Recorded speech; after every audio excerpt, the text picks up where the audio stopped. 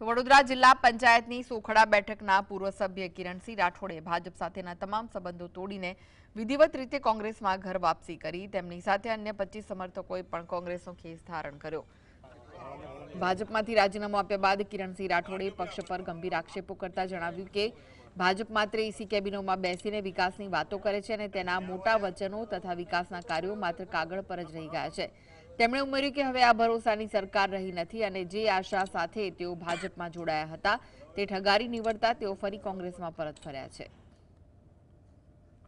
Problem હોય તો ભાજપના કોઈ નેતા ગ્રાઉન્ડ પર ના આવે, એસી કેબિનોમાં બેસી રહે। અમે સતત જીબીના અધિકારીઓને રિક્વેસ્ટ કરી અને અમારા વિસ્તારમાં સારું એવું કામ કરાયું છે, પણ આ નિષ્ફળ ભાજપથી આજે હું રામ રામ કહી અને મારા પાછી ઘર વાપસી, મારું કોંગ્રેસ મારું ઘર હતું, મારા કાકા વર્ષો જૂના કોંગ્રેસી હતા અને મારી ખરેખર આ ભૂલ થઈ ગઈ કે હું ભાજપમાં એ ભરોસાથી ગયો।